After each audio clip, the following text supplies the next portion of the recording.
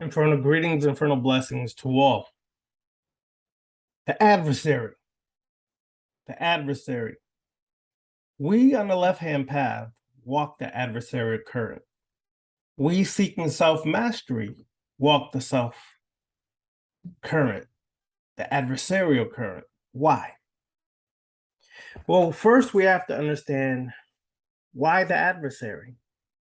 Why is it that the left-hand path opposes the right-hand path? Or if they don't oppose it, they do the work contrary to the right-hand path. There's many reasons. The right-hand path in itself is a path of oppression. It is a path that is dominated by the masculine energy. I'm not talking about male gender and female gender. I'm talking about the masculine energy insofar as the masculine energy, when it's off course or imbalanced or not in harmony, will tend to subject and oppress and suppress the feminine energy. The masculine energy, when it's in harmony, a harmonious integration, seeks to elevate, seeks to unite, seeks to understand, and seeks to grow within the feminine energy. The feminine energy being that of receiving. It's a receiving kind of energy. It's receptive. Whereas the masculine energy, when it's not balanced, can be rejecting. Look at today's world. You can see how things are being rejected left and right, oppressed, suppressed, all in the name of government, law, or things of that nature. That is when it's an imbalance of the masculine energy. The left-hand path is a feminine energy. It's always been dominated by the feminine energy, feminine principle. It began with Kali. It began in ancient Kemet with Set and Sekhmet. It began in different parts of the world, all in sync with uplifting that feminine energy, the receptive energy, learning to receive, learning to open ourselves up to that which is within that has been oppressed or suppressed. So the adversary, and this is coming from the Tree of Shadows, Samael, the Poison of God, by Damon Barzai. Damon Barzai. A quick excerpt, and then we will elaborate further on it. The adversary is the spirit of rebellion, which encourages us to walk in the path of the forbidden, of the taboo, of what can be seen as sinful, repulsive. In turn, he gives us the ability to understand, to see beyond the veil of illusion, igniting in us the black flame, the vital force that allows us to affirm our internal divinity and not submit to anyone, be it man or God. Now let's elaborate further. It is the spirit of rebellion. Many on the left-hand path, when they enter the left-hand path, unbeknownst to them, one of their first steps is Satanism. Satanism in itself is a rebellious act against the monotheistic religions, albeit Christianity, Islam, Judaism, so on and so forth. It is a all-out rebellion against the oppressive God, the bloodthirsty God, the warmongering God, the creator of diseases, and so on and so forth. It is totally against all of that. It is not and will not submit to that philosophy, to those morals that are taught through religion, through those customs, so on and so forth. So this is why many in the beginning steps of the left-hand path start at Satanism. The problem is that you cannot stay rebellious your whole life. Meaning you can rebel against things, but eventually there comes a point where you must seek the gnosis, the wisdom that allows you to transform beyond such mundane things as rebelling. So as you progress on the path, you start to seek things that bring you further gnosis of the self, further development and growth within the self. And therefore, you're attracted to Luciferianism. You're attracted to the Clip-Path, which is, and so on and so forth, which are works that go deep within the self to develop the self from within the shadow, the abyss, so on and so forth, to come back out as a renewed, fulfilled human being that has now taken on the mantle of a god. Not God in a monotheistic sense, but God as in those who take responsibilities for all of their ways and actions in life, not blaming anyone for their plight in life, and not thanking anything outside of themselves for their success in life, but completely taking it within themselves. So the journey begins with Kali, with Shakti, let's say. It begins with Sekhmet. It begins with Oya. It begins with so on and so forth. Hecate. It begins at the subconscious level, beginning work at your root chakra, where the serpents are waiting to be awakened. The black and red serpent are waiting to be awakened.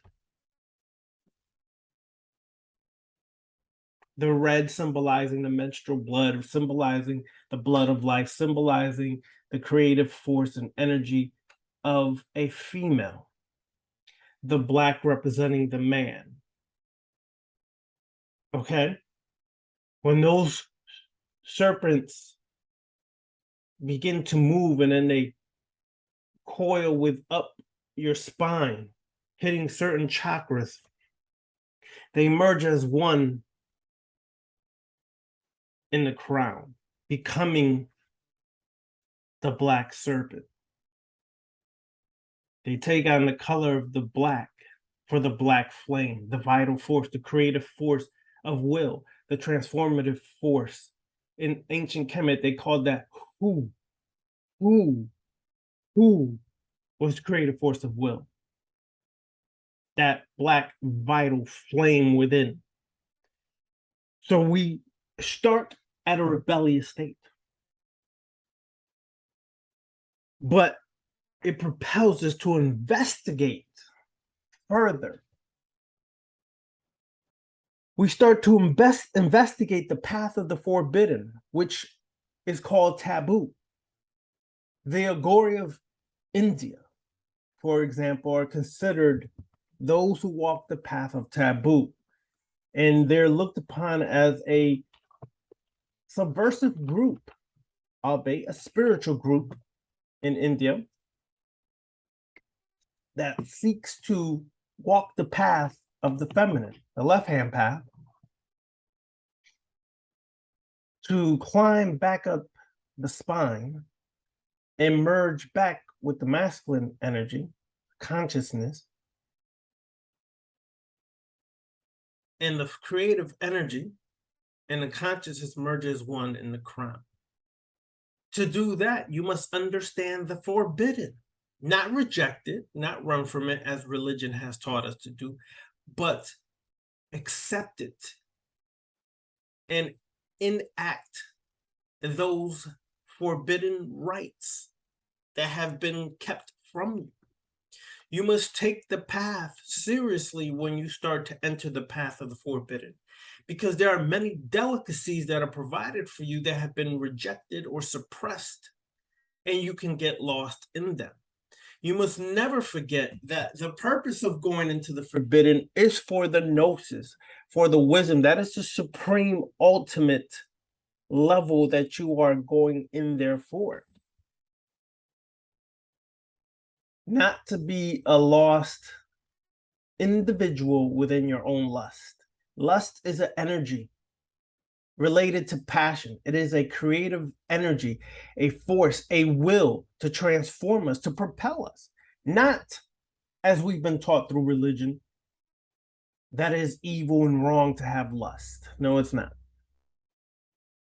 But lust unchecked can lead you into serious situations you may not be ready for.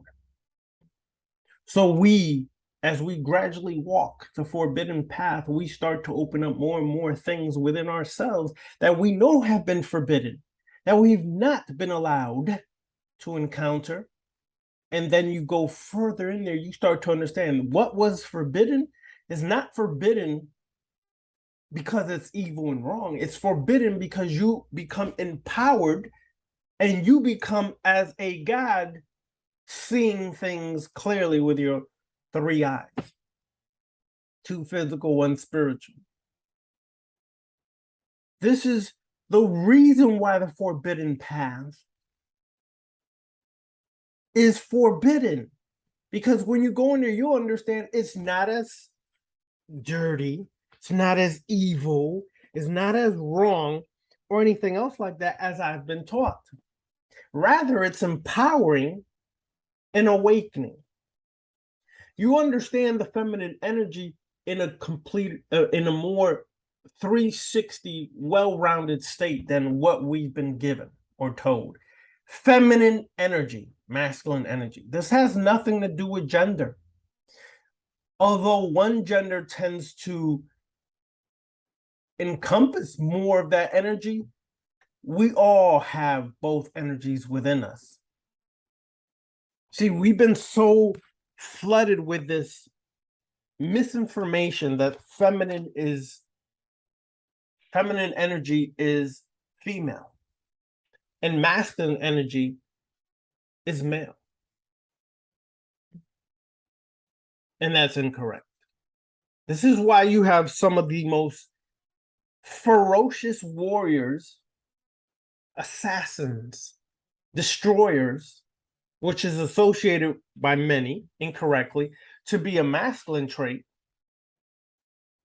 We tend to find out in the left-hand path, these warriors, ferocious destroyers, a lot of times tend to be female. The female energy. Okay, well, let me say that. I said that incorrectly. The feminine energy, not the female energy. Sorry, the feminine energy, the receptive energy. It tends to be more ferocious, more destructive, and more warrior-like than the masculine energy has been taught to be. You start to understand the power of the feminine energy and how some women encompass that in this physical form. You understand why the feminine and their manifestation sometimes in the female form is so enticing, so alluring, so seductive. You understand why their body is shaped the way it is, why their body tends to be more sensitive to touch. As you touch it sensually, run your hands along every curve, and you see the way the feminine energy manifests within the female and how it's receiving your touch, transforming your touch into a state of awareness, arousal, and pleasure. You begin to understand things. When you, as the masculine energy that many times manifests in the male form, allow yourself to start to be receptive, you start to transform yourself. You then become more aware yourself. So you start to understand why women have become a forbidden path. To interact with women on a sensual level has been forbidden by many religions. Islam, for example, separates the male and the female for a reason that is disgusting.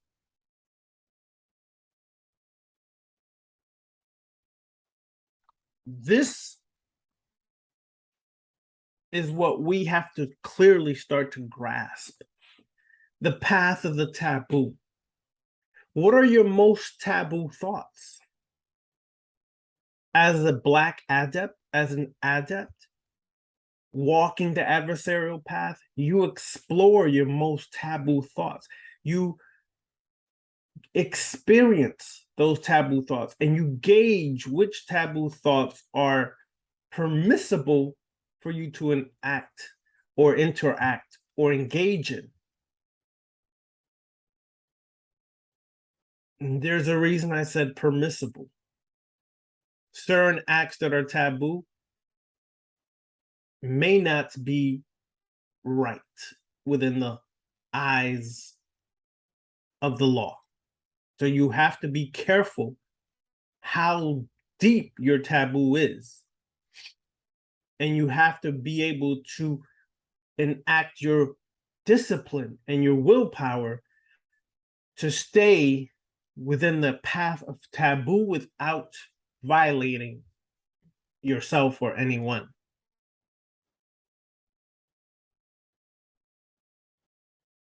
The path of the taboo is necessary for an individual to explore.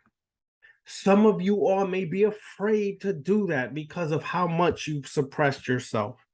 And people will ask, oh, I didn't come on the left-hand path to just explore sexuality. Well, then you're on the wrong path. The left-hand path begins at the sexual level. The clip-off begins at a sexual level, for there is a reason why that is done. That is the most suppressed part of ourselves, but yet it is one of the biggest parts of who we are. And if you have no idea about your sexuality, I'm not talking about your sexual preferences. Your sexual preferences. No, I'm not talking about how you define your sexual preferences. Because in society now, sexual preferences has become synonymous with your identity.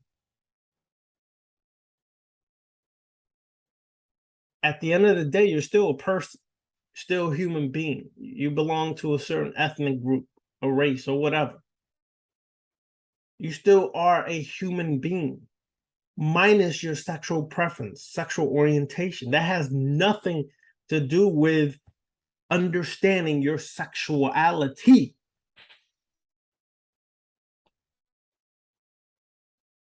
Sexuality can be fluid. It doesn't have to be compartmentalized and put into nice, neat packages with names and definitions and titles that you may not fully adhere to or be under.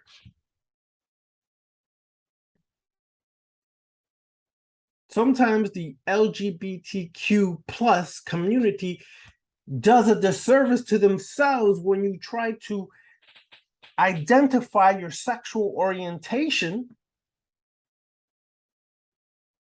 under definitions that are usually created by other than yourself. And you may not fit into any one of those categories or more. Therefore, you have to start to understand yourself and your path minus these identifications. That goes for your ethnicity too. Some people limit themselves based on their identification. I'll give you an example. Yes, it's not a mystery. I am Puerto Rican. Clearly, I'm Neo-Rican. Never was born in Puerto Rico. I was born and raised in the Bronx to a mother from Puerto Rico and a father who's of Puerto Rican descent, but was raised in New York. Now, there's a discrepancy between island Puerto Ricans, and New Yorkers, as we're called. I was born in the Bronx, but raised mostly in Hartford. Still, my family's all from New York. So I grew up with the identity and the cultural traits of a New Yorican. Now you may ask, isn't New Yorican traits the same as Puerto Rican? No, it's not. When you clearly visit the island, you start to understand and see there is a difference. There is a big difference between the two. Big difference. But yet very similar, very similar, very similar. And I say that because when I've gone to the island many times for years now, there's a disdain towards New Yorkers on that island. They don't accept us as being Boricua. They say you're only Boricua if you're born on the island. How so?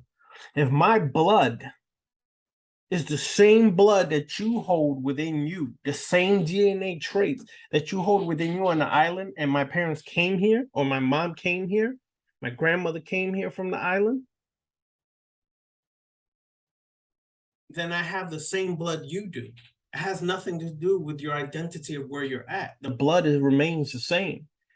And to think that we're not going to identify with that is the most retarded, fucktarded shit I've ever heard.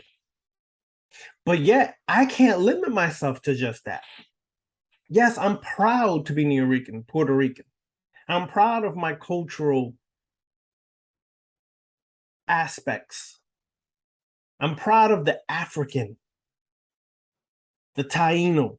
I'm proud of these things within me. I'm proud and embrace it fully, but I'm not limited by them.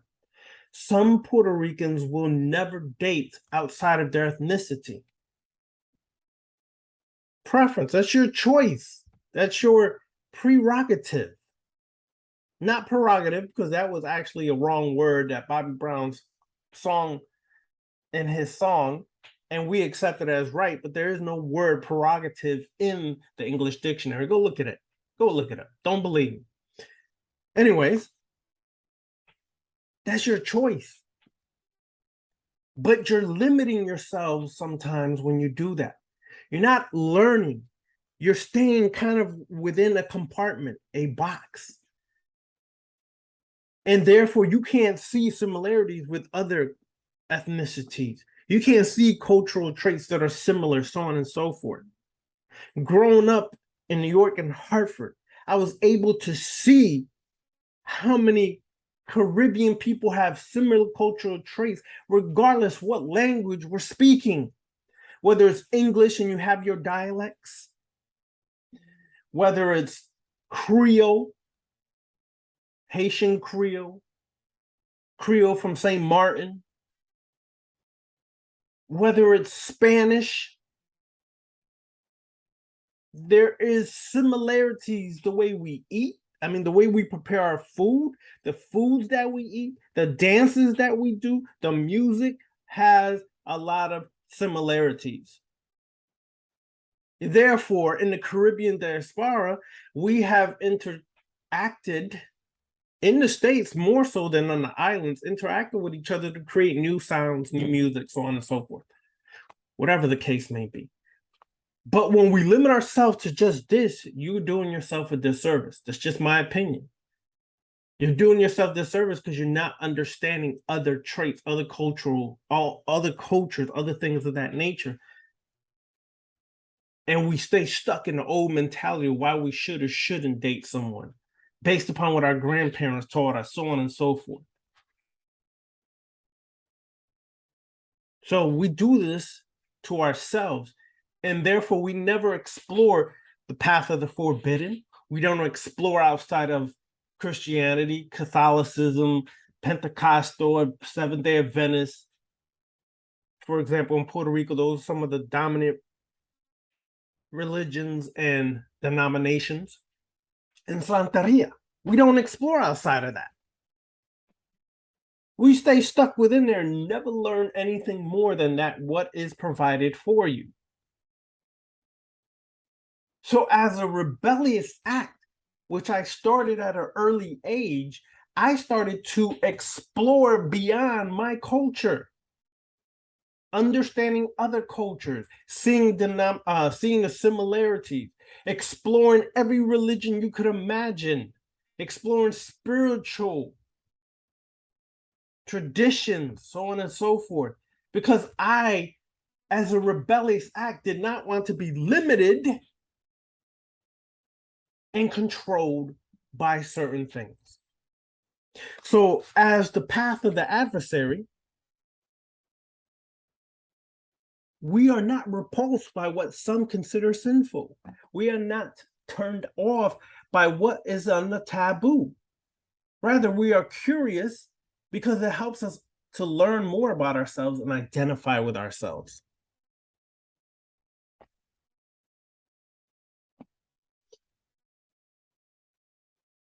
Now, I'm going to close off this brief discussion on this.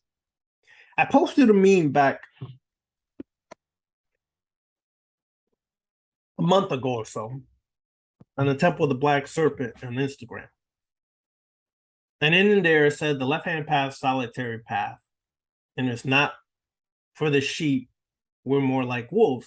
And of course, a couple people always have to put in their opinions, which I never respond to people's comments most of the time because I don't care. Just like you shouldn't care about my opinions. They're just that, opinions.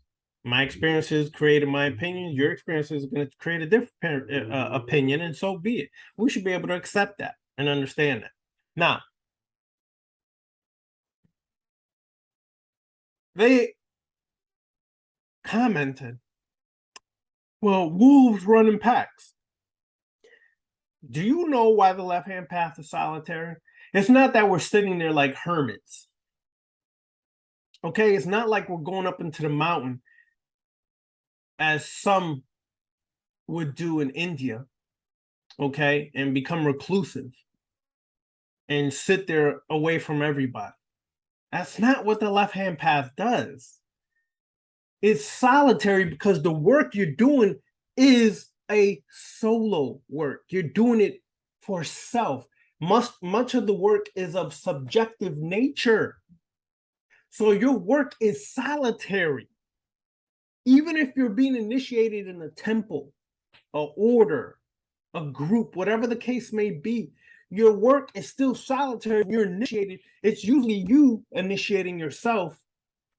And the temple is just providing you certain rituals that have hundreds of years helped others receive some gnosis. That's it. Usually you're doing the work for yourself by yourself. That's the solitary part of the left-hand path.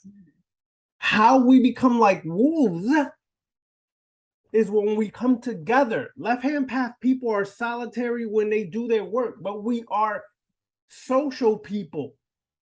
And we do seek others who are like-minded. And when we come together as left-hand path, we are like wolves who cannot be deceived, who become like we are like spiritual predators, seeking that spiritual high, seeking that energy to feed upon.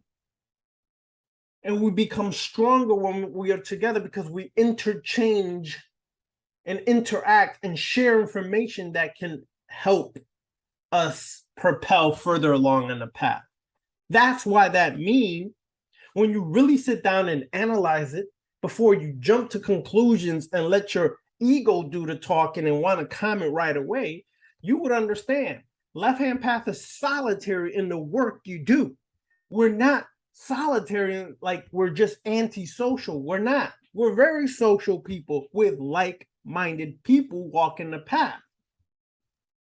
We choose not to interact with the sheep. We choose not to interact with spellbound religious fools. We choose to gravitate towards each other and interact with like-minded left-hand path people. And therefore, we become like a pack of wolves at that moment. Get yourself right and study what the left-hand path is before you open your mouth and try to debate with people because I don't even comment on these things. I have too much to do to worry about what one person thinks. I focus on my self-development, self-growth within the left-hand path. And I share what I've learned, my experiences, and my walk within the Patreon classes. Now, Patreon classes are going real good. We have some really good students there. Really good students, but I have to make an announcement. If you've been thinking of joining the left-hand path or working some Patreon classes, it probably would help you to know now that Patreon offers you the ability to sign up, let's say on the 16th, and you won't be charged again until the 16th of the following month. So before, if you signed up on the 16th, regardless, you'll be charged on the 1st. No, this may help some of you on your budgets. You sign up on the 16th, you get charged on the 16th. You sign up on the 1st, 2nd, or 3rd, you get charged on the 1st, 2nd, or 3rd of that month. If that is something that you would like to do, comment below. Oh, no comments. I don't take comments. Sorry. Email me at the Vampire Temple of the Black Serpent.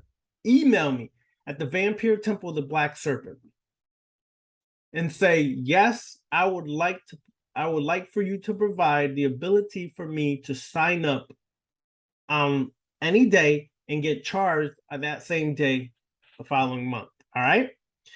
All right, y'all. Right now, the Tunnels of Serpent class will be next week for YouTube Live. It will be next week.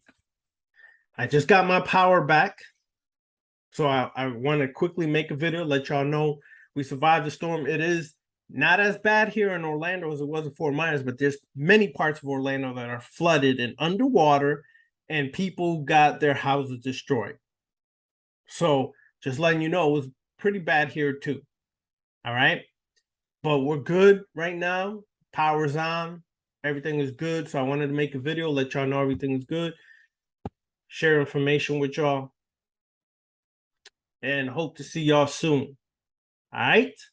Frontal greetings, frontal blessings. Bye-bye.